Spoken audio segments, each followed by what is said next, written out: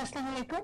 وعلیکم السلام۔ یہ جو بچے جو ہیں جو نیولی ویڈس ہیں یا جن کی شادی ہونے والی ہے، اگر آپ ان کے لیے کوئی نصیحت فرما دیں۔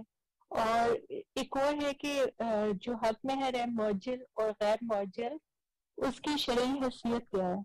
جزاک اللہ۔ تو میں سمجھ گیا، پہلی بات کیا تھی؟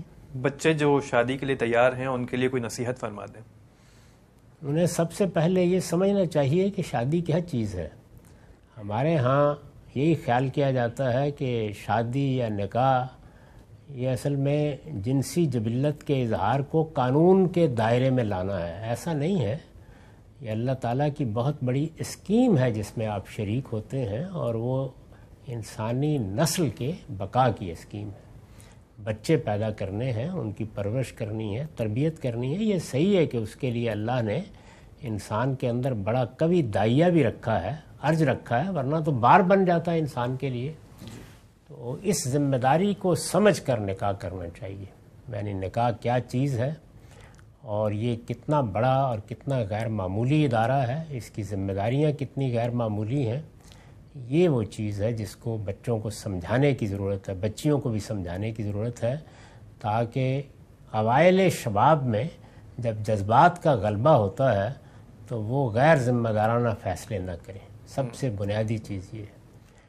اور دوسری بڑی چیز یہ ہے کہ یہ بات ان کے سمجھنے کی بھی ہے اور ہمارے سمجھانے کی بھی ہے کہ اس رشتے کو، یعنی یہ نکاح کا رشتہ جس میں ایک مرد و عورت یہ فیصلہ کرتے ہیں کہ وہ زندگی بھر اکٹھے رہیں گے، بچے ہوں گے تو ان کو ماں اور باپ کے رشتے دیں گے، ایک پاکیزہ ماحول اور گرانہ فراہم کریں گے، اس کی بنیاد جس چیز پر رکھی گئی ہے وہ عفت ہے، پاک دامنی۔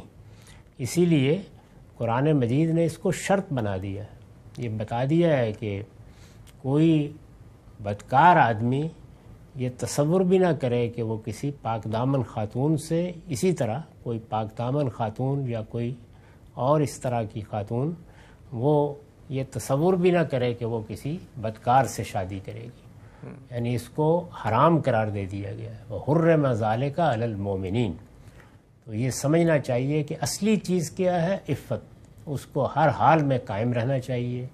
اس میں اگر خدا نخواستہ کوئی غلطی ہو جائے تو آدمی کو فوراً پلٹنا چاہیے، کیونکہ یہ خاندان کا ادارہ عفت کے محکم رشتے سے بندھا ہوتا ہے۔ اس میں جتنی پاکیزگی ہوگی، جتنی وفاداری ہوگی، جتنا انسان اس کے تقاضوں کو پورا کرنے کے معاملے میں ایثار کرے گا، اتنا ہی زیادہ اس کو دنیا اور آخرت میں اس کا نفع حاصل ہوگا۔ اور دنیا میں بھی انسان اگر بڑھاپا اچھا گزارنا چاہتا ہے اور اپنے گھر میں وقار اور عزت حاصل کرنا چاہتا ہے اور اپنے بچوں کی نگاہ میں بھی ایک آئیڈیل باپ کے طور پر زندگی بسر کرنا چاہتا ہے، تو اس کے لیے سب سے بڑی چیز ماں کے لیے بھی باپ کے لیے بھی عفت ہی ہے، جس حد تک بھی اس کو ملحوظ رکھا جا سکے۔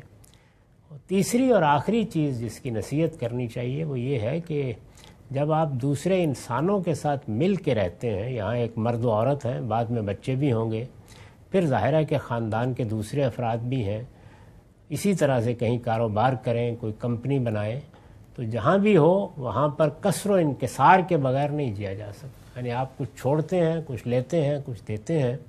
اگر یہ چیز نہ ہو اور آدمی صرف لینا ہی جانتا ہو تو وہ کسی بھی ادارے کو تباہ کر کے رکھ دیتا ہے۔ یہ ہو نہیں سکتا اس وقت تک جب تک کہ ہم یہ نہ جانیں کہ ایک نظم کے ساتھ چلنا ہے۔ اگر کوئی آدمی ذمہ دار بنایا گیا ہے تو اس کے ساتھ ہمارا رویہ وفاداری کا ہونا چاہیے، محبت کا ہونا چاہیے، احترام اور عزت کا ہونا چاہیے، اور ایک نظم کے تقاضوں کو پورا کرتے ہوئے شان کے ساتھ زندگی بسر کرنی چاہیے۔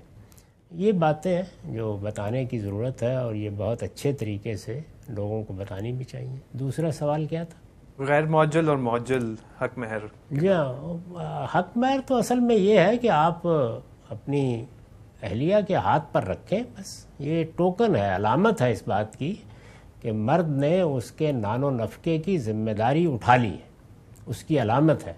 تو اصلاً تو اس کو مؤخر ہونا ہی نہیں چاہیے، لیکن یہ گنجائش اس لیے پیدا ہوئی کہ ہمارے ہاں تو اب اس طرح نہیں ہوتا، لیکن عربوں کے ہاں بعض اوقات خواتین اپنی شان کی وجہ سے بڑا مطالبہ کر دیتی تھی، اور آدمی اگر شادی کرنا ہی چاہتا ہے تو پھر اس میں بعض اوقات یہ طے کر لیا جاتا تھا کہ اچھا اس کا کچھ حصہ اب ادا کر دیتے ہیں، کچھ بعد میں ادا کر دیں گے. تو یہ اگر کوئی اس طرح کا معاہدہ ہو جاتا ہے تو اس پر شریعت کو اعتراض نہیں ہے. صحیح بات یہی ہے کہ مرد کی جو کچھ بھی معاشی حالت ہے اس کے لحاظ سے مہر مانگا بھی جائے اور مقرر بھی کیا جائے، اور سب سے پہلے ادا کر کے انسان اپنی اس ذمہ داری سے سبکدوش ہو جائے.